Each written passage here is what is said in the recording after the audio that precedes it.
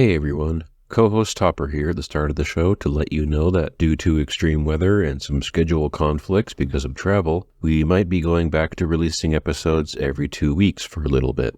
Don't worry, we're not going anywhere. We've already got some very strong opinions about Night Probe and can't wait to share them with you, alongside some exciting, for us anyways, plans for bonus episodes. We appreciate your patience. We do this show because you want to, because it's silly and fun, and to quote Justin Rosniak, you get what you pay for. We hope everyone out there is staying safe through these uncertain times. And now, on with the show.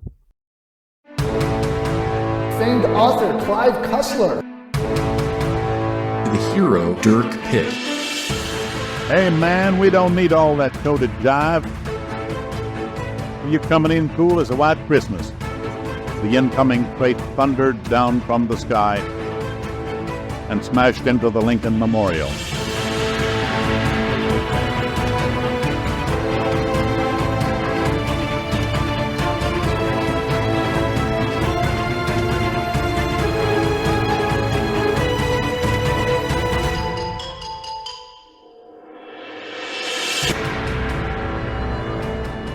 Vixen-03, Episode 8, The Accidental Terrorist. Every time we start, I think, my head looks like that. Wow. It looks great. It's very round. It's not like square. If I shaved my head, I'd look like a toaster. That's what I was going for. Your head's curved. Yeah. No weird notches or anything. Good for you. I had short hair, but it was receding and I didn't like the way it looked. I've only been bald for 3 years. Like, I basically did this exactly at the start of COVID. I know people by like their walk, their facial hair, their glasses. You change like a superficial element. I didn't recognize my sister when I went to see her Coast Guard graduation. They all dressed the same. I was like, I don't know which one's mine. Same with my kid at a dance recital. They all look the same. I hope the one that falls over is not mine. Yeah, I can see that. You're definitely right, though. The way they walk is how I identify them. And that's frustrating because there'll be like, there's a few women in town who kind of walk like my wife. I'm like, what the hell is she doing downtown? I walk up to her to say hi and like 10 feet away. It's like, nope, different woman. Veer away. Don't make a scene. Oh my God, the implications are so much more serious because you're a giant man and you could be perceived as scary. Yep. Hold on, I gotta tell the dogs to stop barking. Sorry, they're just gonna go. It's snowing and it's one of the dogs' first snow. He's very panicked by it. Yeah, same thing up here. I guess last time we talked, I was talking about how warm it was and how there was no snow. I think you just had your first snow 2 weeks ago. The last time we spoke. Either way, we're due for 6 inches more snow tonight, and then the temperature is dropping 25 degrees. Oh, that sounds exciting. In a horrible, horrible... Yay! We've had this warm, dry winter, and now we're getting a massive dump of snow and then a crazy cold snap. We haven't had a weekend without rain in a year. Ugh. It's been raining so much. I'll trade you. And we just got about a foot of snow, and it's going to be 50 degrees on Wednesday. Where is this water going to go? Everything is full. No, people are having problems with their septic tanks because of the static pressure and like the water table. That cat's just having a life. We're having the exact opposite problem where we have so little rainfall and so little snowfall that when the snowpack melts in the spring, it's going to be gone by May. And after that, wildfire season starts. And it starts earlier and earlier every year. You know, half of my roof just got waterlogged and slid off.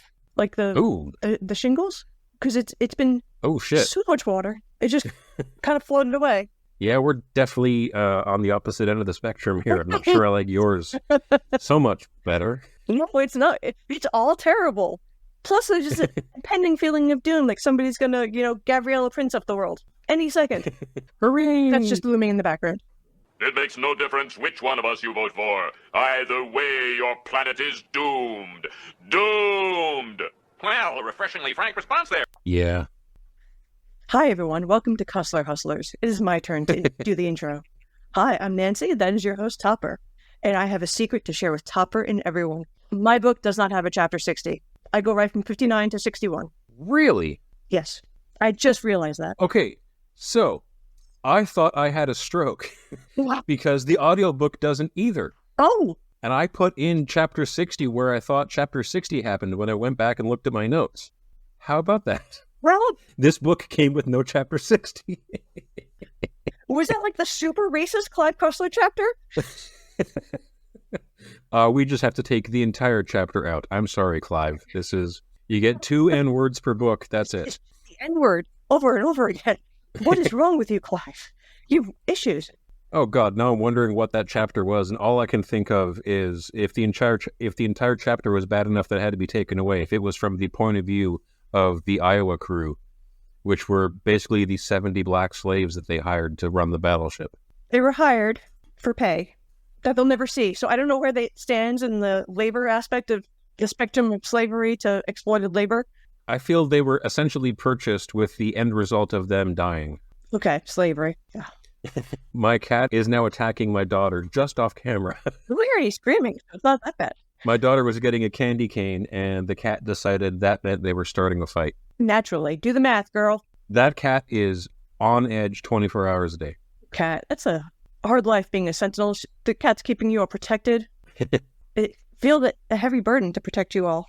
And it doesn't. It's a cat. It's not going to save you. I interrupted your introduction by agreeing with you about the weirdness of Chapter 60, but the odds are this will be a separate episode. The last record was 1 hour and 20. Whoa. And now we're on the final home stretch of this book. Yes. Let me turn the page here. We ended at Chapter 58, where Dirk slams into the Iowa.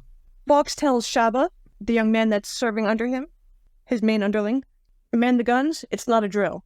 To which, a few minutes ago, it seems like Shaba was just told they're going to do gunnery exercises, so this man must be very confused. But he takes it in stride, and he's like, okay, it's not a drill, live fire. He goes to man the guns. He thinks that the Numa helicopter, was obviously harmless, but it also means that their cover is blown. Yes. Tells them to get the machine guns and repel boarders. And Fox talks to his spotter and gets off some rounds. The Coast Guard captain is shot, and we cut to a man named Donald Fick, and he's by the Lincoln Memorial, and he's helping a recently blinded driver because of a missile that just exploded and detonated near the memorial. Yeah. Also, right before that, when they first fired the 16-inch cannons, the Coast Guard boat that the Navy SEALs were on, just the explosive concussive force from the 16-inch guns firing blows the Coast Guard ship to pieces. Oh, yes. The captain, what's his name? Because he was shot. Kybel is like, okay, but everyone is off the boat. He's pretty sure all of the SEALs departed. Yeah. But the SEALs go right into the meat grinder, and 6 of them die right away. Yep. The spotter gives Fox ranging for hitting the Lincoln Memorial. It was like, you're 80 feet short, and you got to be 130 feet to the left. Yep, very accurately dials him in. He's a good spotter.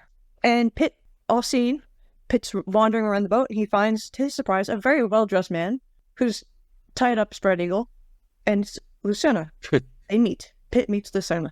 He's wandering around the boat, but I love the first moments where he wakes up, because he figured he was dead, because he slammed into what he thought was a solid steel boat.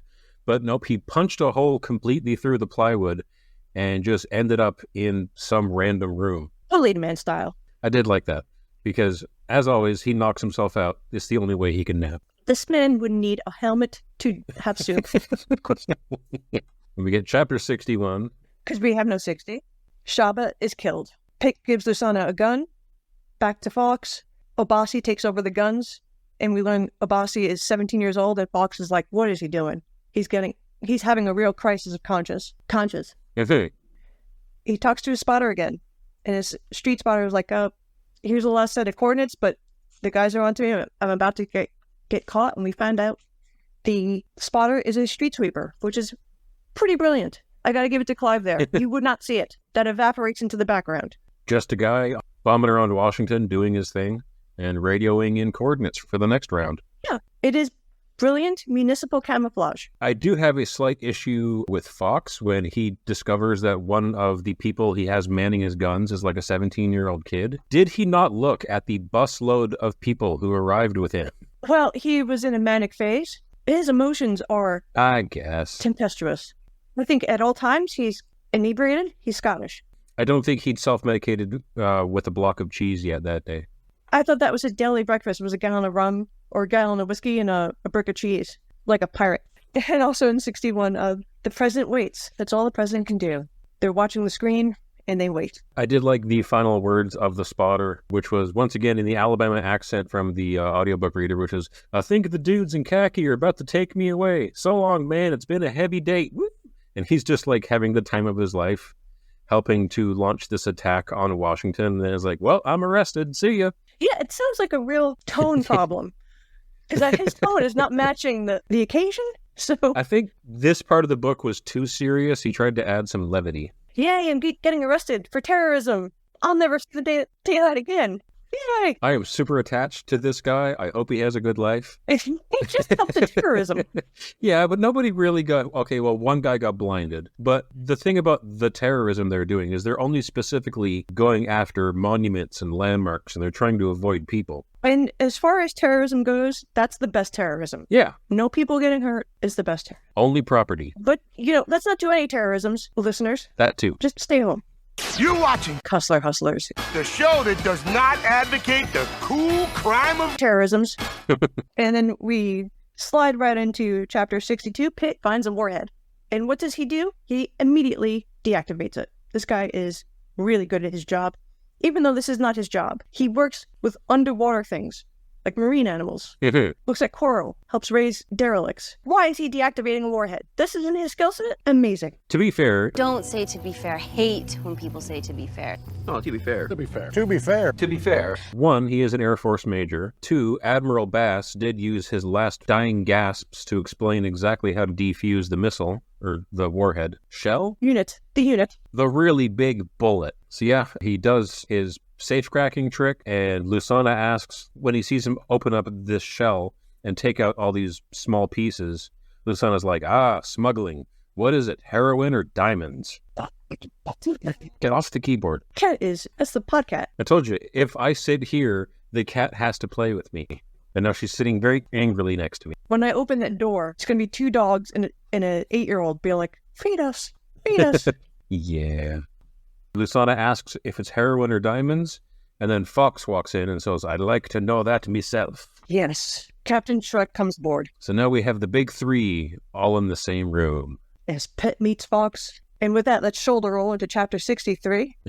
Well, we're in the middle of it. Pitt, Fox, and Lusana are all staring at each other. Pitt lays everything out. Fox believes him, but it sounds insane.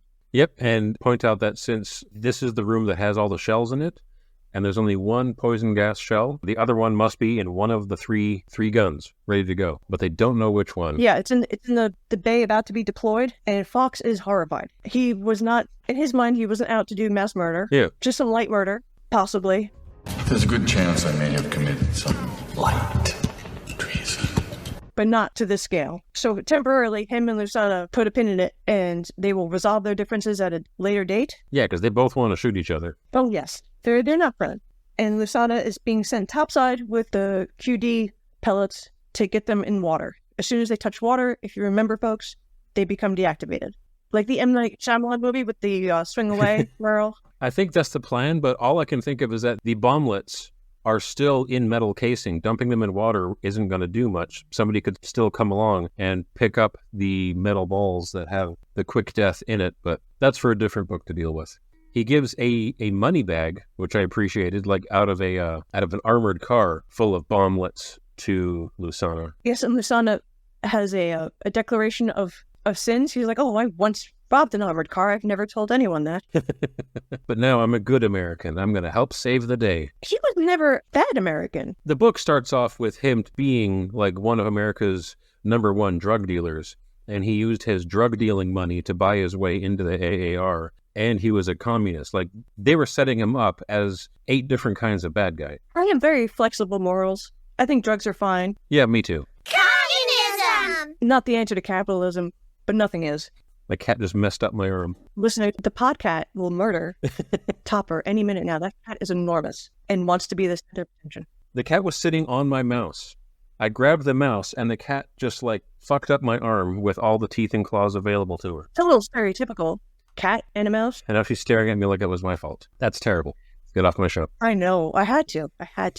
Couldn't stop it. Lusana goes on his way, and now Pitt and Fox are climbing around the Iowa, I guess heading for gun control. When they meet up, they cross paths with the Emma, the hit person Emma. Yes. Who's, until this point, she's supposed to be a man codenamed Emma, And that's what we're dealing with now. Emma's running around and trying to shoot Fox. That's what they're there for. That's what they were paid to do. Yeah. Sent by Duval to eliminate Fox. He has no exit strategy. Make sure Fox dies, no loose ends.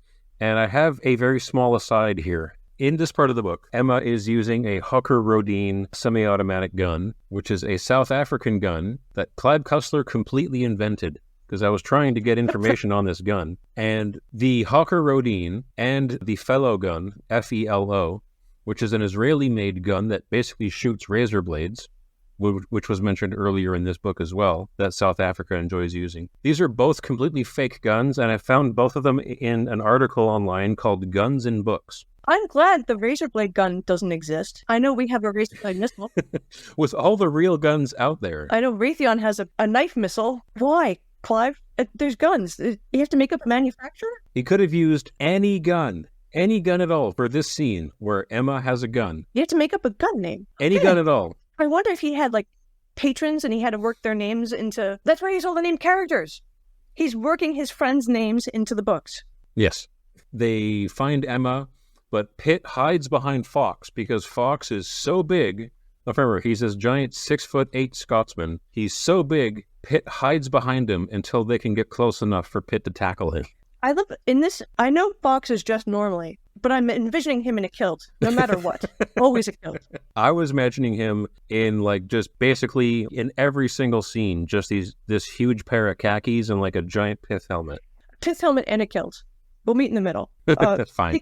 That does make this funnier. Pitt gets winged by a bullet in the head. It doesn't penetrate, it just kind of grazes. But he's out. Yeah, again. And Fox pounds Emma's head into a frothy mixture and just keeps on mixing. I mean, he's just really eradicating every ounce of brain matter from that skull. He just keeps smashing and smashing. Yeah, my notes for the start of chapter 64 is just in all caps, Fox smash. Yes, it was very colorfully written. You felt it. Because Emma, very specifically, goes for Fox's crotch, and then in quotes here, reading from the book, gripping his cock and balls and squeezing ruthlessly. And Fox is just like, and just keeps smashing. Well, it's December. He's probably cold. Okay, you're back. You're going to attack me again. How big is that tail on the cat? The cat is mostly tail, and the cat is once again sitting on my mouse.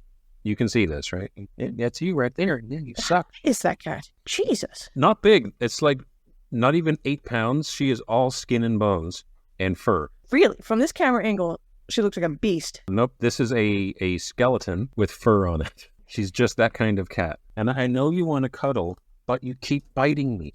Let's go here, okay? Here, get off my mouse. Anyway. Nope, you're back on the desk. If you didn't want to cuddle with something that bites, why'd you get a cat? Because she was nicer when she was younger. Oh, kittens. Oh, well, Dirk is unconscious. Fox has some, waterproof pouches that were used for tobacco or whatnot, and he's getting rid of Emma's shell of a corporal being, and he undoes Emma's vest because the person is wearing a life vest, and he puts it on Dirk. In doing so, I've spilled the beans, Emma's a girl. Yes. They don't go into any much more detail about this, but Fox takes off Emma's life jacket and gives it to Pitt, and he takes a few last-minute notes in his notebook and tucks the notebook into the pouch of tobacco and then tucks that into the life jacket, and then accidentally removes Emma's nylon binding and reveals that they are a woman, assigned female at birth, possibly trans. There's boobs under there. All we know, there's boobs. Yeah, exactly. 2 books ago, we had what was almost good trans representation with Iceberg and Kirsty Fieri. Oh my God, you're right. And now we have possible hit woman or hit person. But for this one, it's just boobs. And then the scene moves on and never discussed again. Really, he doesn't have a lot of time. Fox is on the clock here. Exactly. And this was also something that didn't need to happen. Considering how many things he's cramming into these books, he just finds more and more plot points and more ideas to shove in. It's amazing he had 80 more books in him. I can't believe, I picked up on Emma was going to be abroad. That was kind of broadcast. Pun intended. I just thought the character would be somebody we knew. There would be a reveal. Yeah. The cat is now eating... That is adorable. Eating crumbs off my desk. So yeah, that's Emma. Emma's gone. Moving on. Yeah, I thought, why put so much effort into this person? There's so much depth and then nothing. It's a piffle. All this time it was Felicia. How wacky would that have been? Would have been great. What a turn. Speaking of which, She was very skilled. going back, which chapter was that? Dun, dun, dun, dun, dun, man, things are accelerating. 63? Before that, there we go. Chapter 48 is the last we see in this book of Daggett and Felicia. They're just gone. They're not in the book anymore. Oh, yeah. Dirk really petrifies Daggett with the threat of jail time. Yeah. Daggett is cowed and he slinks off. Felicia is almost 33. We know there's nothing left in her life. Oh, no. There's no way that she can go back into acting. Maybe if she's playing grandmas. Oh, yeah. Anyway, in the current chapter, 64, we're back with Higgins and Kemper and the president. And I guess they're watching they've got spotters who have eyes on the Iowa, and they're watching it on their TV screens 300 feet below the White House. And they see Fox come on deck and chuck a body overboard, and then very carefully lower another body overboard. Yes, and that one bobs. So they're like, oh, let's go retrieve those. Somebody says, what was that all about? And Kemper's like, we may never know. But we will. Because Pitt. Chapter 64? Okay, yeah, we're still on 64 because now the POV changes again, and it's Lusana's last stand. And he meets Fergus, the last Navy SEAL alive. And he's been shot in the leg. Well, no, he's lost 16 at this point because they lost 6 in the initial assault, and there's 10 more on deck. Oh, I didn't know the body count. He's lost half his team, and Lusana realizes he can do more for Africa as a martyr than a leader. He was a fool to think he could buy his way into the AAR. And he has like this entire last minute epiphany, change of heart thing. Epiphany. And Fergus just keeps shooting him, and Lusana just keeps getting back up and going to the edge of the deck to throw the pellets in the water. Shoots him again. Now Lusana's crawling and leaving a blood trail, and he's still going to the edge of the deck. And Fergus is like, my God, I respect that. Bang, bang. And all I can think of is if Fergus had shot one of the pellets, that would be the end. Luckily, the pellets are small, and yes, you're right. That is a very valid point. But Lusana's trying to follow through with the hero's mission of he was tasked, get this in the water, and he does. He embraces martyrdom for the cause, and he's like, oh, I'll be a hero. And then in the next scene, I'm not entirely sure why this part happens, but Fox is going to the firing chamber for the guns, and he finds Shaba hammering away at a shell loader. And the best way I can describe what happens next is Fox uses the Dragon Ball Z Kaioken technique, which we all know. He manages to pop a damaged hatchway that is stuck in a 7-inch thick armored steel bulkhead, and he just does it with brute force and focus. Force of will. He really focuses. And how awesome he is. It's the equivalent of when you see people hacking the internet on NCIS, where they're typing really fast. That's what he's doing, but in a more physical nature. He's pushing really hard or pulling really hard, using all of his strength. He feels no pain anymore. He's transcended the human form. Overshoot the extreme, max the envelope, and so on. He feels nothing but purpose. Except the second he gets the hatchway open and they get fresh air in the firing chamber, Shaba gets shot in the neck 4 times. Yes. Because there's still Navy SEALs trying to kill everybody. Because not everyone is on the same page here. And remember, Dirk is overboard and unconscious. He's just a buoy right now. And Obasi sees that Shaba was shot and rises to command.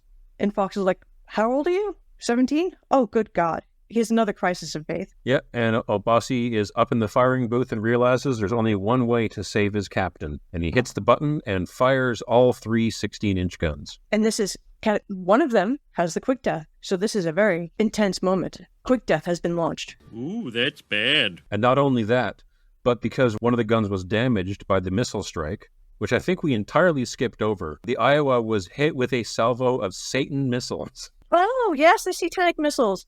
I love that because this would have been right in the satanic panic.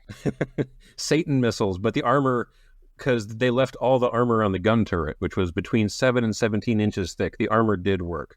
But one of the cannons was damaged slightly. So when he fires the 3 16-inch guns, the backblast ignites the powder stores, and the Iowa explodes, killing everyone. Yes, and Fox has a last-minute life passing before his eyes. He's like, what have I done? And then oblivion. Yeah, so he dies thinking he maybe ended the world. Yes, that's a heavy thought to piece out on. Yeah. I guess he's warring out. And the projectile was caught by the helicopter? Oh, we're not there yet. Oh, okay. We're definitely getting there. One armor-piercing shell arcs and hits the National Archives, missing the Declaration of Independence by 10 feet. Goodness, we almost lost a piece of paper. 10 feet, and it's fine. Shell number 2 was a dud, And shell number 3 is the QD shell, and it activates. Oh, yes. So it flies up. It flies up, it flies down. At 1,500 feet, it deploys the parachute, and it starts just gently drifting down to 1,000 feet, where it will deploy. Everyone is watching in horror. Yeah. They failed. Quick death has been launched.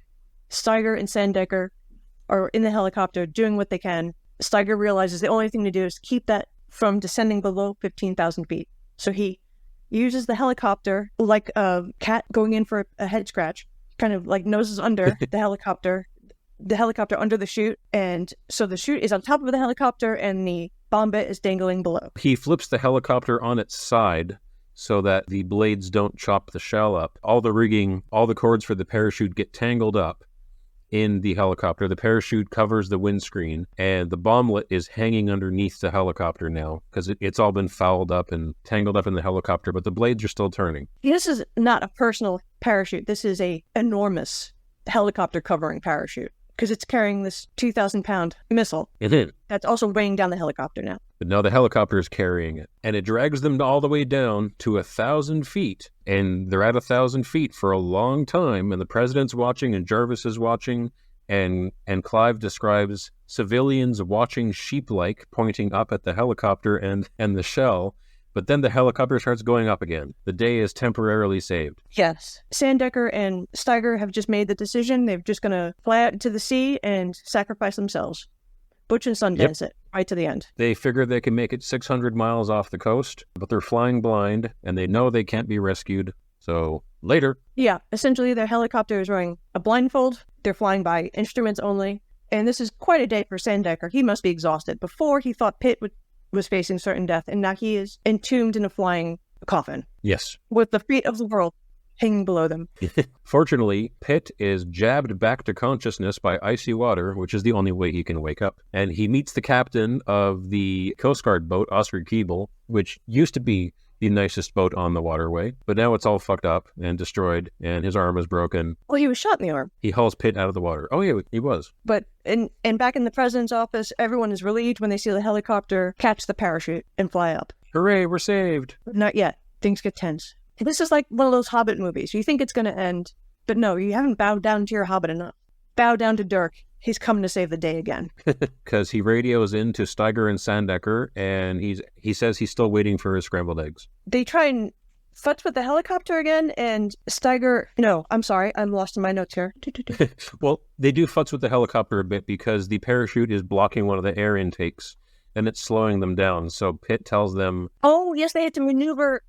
They had to wiggle it to get the chute to kind of slide so they could see better. And there was a lot of description how to mosey the helicopter this way, that way, so they can get some visibility. And how to lighten the load. Oh, yes. So Sandecker spends the whole time throwing everything overboard that he can. So they're not in a comfortable helicopter at this point. The only thing still in it is Steiger's seat because he has to pilot. Everything else is gone. It's December. They're above the Potomac, heading towards the Atlantic. This is cold. Yep. This is not the swan song anyone wants. And we get a lot colder because chapter 67 is they're 500 miles out to sea. Sandecker has jettisoned 400 pounds of crap. And then out of nowhere, Pitt arrives in the Catlin M200, having flown up right behind them with Al. You figure they would see him? There's nothing else to look at. They hear him, but no, Pitt comes in to save the day. And he says they have a plan, and we introduce a brand new character. 2 chapters from the end of the book. Brand new character? I don't remember a brand new character. Because also on the Catlin is Dr. Paul Weir, the head physicist from Stansky Instruments, and he has a large argon laser beam. Oh my God, for the laser beam. They brought in a laser beam. That's right, to cut the cords of the parachute. Yep. Like scissors. Because now that they're over the ocean, they're going to try and cut the cords of the parachute to drop the quick death so that Sandecker and Steiger can go and land on a cruise ship nearby. This is so James Burke connections. I love the laser in here. Out of nowhere. 1988, all about lasers. New character, here's a laser. But he did his research on the laser because at one point Pitt asks, I don't see a beam. Is it working? And the doctor's like, lasers are invisible, you moron. They had to get within 10 feet, so Al is piloting. He was like, oh, God damn it, I could have done this with scissors. Which I think would have been a more visceral image Dirk with a giant pair of scissors leaning out the helicopter. Not as cool. But the one thing I don't entirely get is, so, okay, they've opened up the cargo hatch on the Catlin 200, which is like the big awkward seaplane they had at the start. But they're at 5,000 feet. It's December. They're over the Atlantic. It's so cold in the Catlin that the coolant in the laser has frozen. I didn't know lasers had coolant. I'm guessing some of them do, because this laser heats up almost immediately. But the thing is, if it's so cold the coolant has frozen, how is it also not so cold that the laser still works? Because the laser heats up and dies after they've only cut half the shroud. I think you're squaring the circle here. I don't think this was ever meant to be examined. I think they're playing a little fast and loose with the laws of thermodynamics. That's all I'm saying. In this house, we obey the laws of thermodynamics. Yes, well, I think Clive was like, science, science, science, and we're done with this chapter. But they only cut half the shroud, so Pitt has one final plan. He makes up gun names. Of course he's going to make up science. Well, he got some of this right. The argon laser, you can't see a laser beam. So he gets some of this right, but then he's also a little bit out to lunch on some other stuff. But Pitt comes up with a last-minute plan, save Steiger and Sandecker. He tells Steiger to go into a dive, and then at 1,000 feet, suddenly pull out of the dive and hope that's powerful enough to rip the bomb away. Oh, because it's hanging by the threads. Yes. Yeah, it works. At 1,000 feet, he pulls up and the bomb rips away. The bomb doesn't quite detonate because it was intended to explode when it's falling from a parachute at 18 feet per second. But now it's dropping at like 300 feet per second, so it doesn't actually explode until it's underwater, thus saving the day. Yes. Dirk is done. He rolls it up. Now he's going to be a good family man. He's going to call up Lauren. No, it doesn't happen. We get a very short chapter 68, which is all politics. The Iowa is still burning. A government investigation's about to start because an American battleship just attacked Washington. Public outcry needs to be managed. Admiral Bass died at some point during all of this. And they decide to nuke Rongolo Island just to make sure that nothing like this ever happens again. Yes. And they're very clear. It wasn't really an island. It's kind of just a spit of sand. It's barely it's an island in name only. It's not even on most maps. So they're just cratering it so the water swallows it whole. Exactly. And what is your takeaway after all of this? I had a very particular thought. Did you have it? What was your thought at the end of all of it? My takeaway is, at the end of the day, America will always do the right thing. At the end of the day, Dirk will call his girlfriend and say what happened to her dad. Oh, fuck, he hasn't done that yet. Oh, that didn't sink in at all. Wow. That is why you need different perspectives on things. Exactly. Thank you. I kept forgetting about Crazy Charlie. Oh, man. I realize when characters disappear, we don't see them anymore, but man, and they also raised that plot point a couple of times, like, hey, have you called Lauren and told her what happened to her dad? And he's like, I'll get to it. No, she kept getting the shaft. She's engaged to another man now. I know. Unhappily. Dirk has ruined her life. Maybe all of this, oh boy, I am suddenly so very excited for all the relationship talk we're going to get in the next book, which I assume has to pick up. Oh my god, the next book's called Night Probe. There can't be relationships in there. It can't be, that single entendre can't be a double. Sweet. But I almost threw this book into the ocean. He never calls her back. No, I tell you, she keeps coming back through all these books. Does he ever tell her, I know what happened to your dad? He's not missing. He's definitively dead. Your neighbor killed him. By the way, your neighbors had a great marriage. They were totally ride or die. And they picked die. Oh, yes, good point to hang that on. Oh, boy. No, I mean, they are on again, off again girlfriend for the next 20 books. I really hope that something comes up where she just, kicks his ass to the curb in the next one. And he has to, win her back with affection and emotions. That'd be great. What happens to Phil? Poor Phil, he's a stand-up guy. He didn't do anything wrong. Phil becomes a villain later on? No, I don't know about that, but that'd be great. Oh. This is Phil's villain arc. Sawyer's origin story? We get 2 epilogues now. One of them is definitely more interesting. Well, the island gets nuked, and the president's like, oh, I hope I'm the last American president to ever use a nuke. But since then, we've had a president who wanted to shoot a nuke at a hurricane. So motivations changed throughout the years. Yeah. Remember that. And Pitt corners Duval and Ziegler and kind of monologues his way out of the book. He's like, Duval, you're behind all of this. You're the bad guy. Yeah. And they just wrap up that loose end. He gets disappeared. Pitt is in South Africa. Fox is getting a hero's burial from the members of the family of his workers. The family members are like, he was the best boss. He paid us every month. It was amazing. And they're crying over Fox's death. And Ziegler and Duvall arrive. Dirk Pitt invited Duvall to the funeral to like pay his final respects to Fox. And Ziegler was just like, well, we're doing inspections in that area. We can just drive by while we're doing it. Because Ziegler's in on it. At the very last, on the very last page, we find out Ziegler's a good guy. And he has been the whole time. He's been keeping Duvall in check to the best of his abilities. Duvall's his boss. And Duvall was trying to be prime minister. That plan fell apart. The U.S. government knows the prime minister didn't send the note, the memo. It's all out of the bag. All the cat's sans bag. But then which character comes back for the final showdown? Fox is dead, and he gave Dirk his final wishes for his burial remains for his tombstone. I guess he paid for the tombstone, and Dirk had to make sure it got delivered. That wasn't clear. Dirk had to make sure that the final arrangements were made. Yeah, Fox's notebook also had all of his notes about what happened, including Duvall ordering him to do all this and all the notes of everything that happened and all the conspirators along the way. So Dirk has all the evidence they need. But then Machida shows up. Yes. I forgot about Machida. He's the best looking one in the book, as Clive pointed out earlier. Yep. So naturally, the tallest and the best looking, he's the new leader. But he was born in South Africa. He's the favorite son. And yes, you're right. He does come back. Last time we saw him, he was almost dead when a prison fell on him. So we haven't seen him since part 3. Yeah, it's been a while. Yeah. But then he's back, and he's obviously somewhat angry at Duvall for killing everybody he knows. Oh, yes, he guts him like a fish from stem to stern, and his guts spill out like the Kipner boy all over the dock. Like just, oof. Stabs him and guts him, and then they dump the body in Fox's grave and start to fill in the grave. It's a very economical labor practice there. 2 for 1. Yeah. The other bodies are pre-cremated, so this burial was all very green. He just disappears him, and then Dirk Pitt tries to solve apartheid, but nobody will listen to him. Shucks. He yells at Ziegler. He yells at Machida. Is like, you two have to get along. You want the same thing. You want peace for everyone. And they're like, no, the only path left is violence. Dirk's like, fuck, I tried. He's going to go to the Middle East next. He's going to solve that. No problem. Hell yeah. Well, at least Clive Cussler didn't have the hubris to say Dirk Pitt could solve apartheid.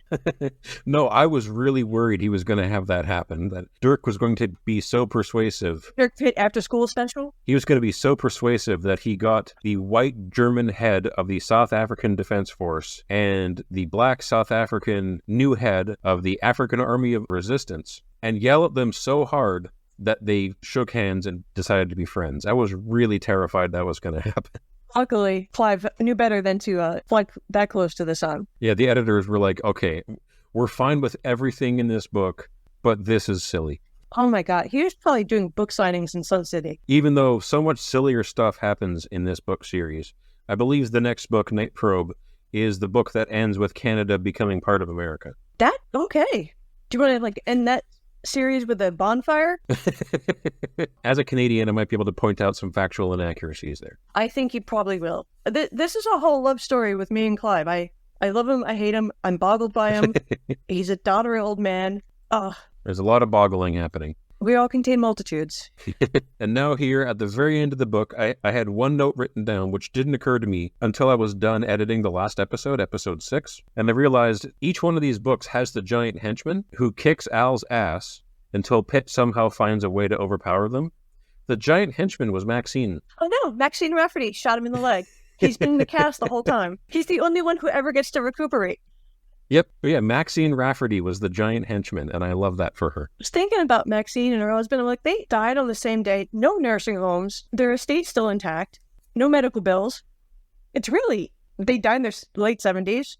What a way to go. I also wonder how all that's going to get explained, because Steiger was there unofficially, Dirk was there unofficially, Al was definitely there unofficially, and Maxine had her torso turned inside out, and what's-his-face Rafferty just had his head beaten in with a lead pipe. I would not address it. I would be very lazy about that cover-up. I'd just close the door, wipe off my fingerprints, let somebody else find it. We should all just leave now. This house right next to a sitting congresswoman, which is itself right next to a lake where we just excavated quick death. No one's going to tie these things together. No, how could you? The pieces just don't fit.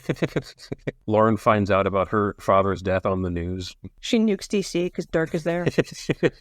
Sweet. All right, I've got to go make dinner. Okay. See you next week. This has been fun. Yes, it has. Have a good one. Good night, everybody. Bye, everyone. This has been Cussler Hustlers. Your hosts have been Topper and Nancy. Find us on Twitter and Instagram at Cussler Hustlers.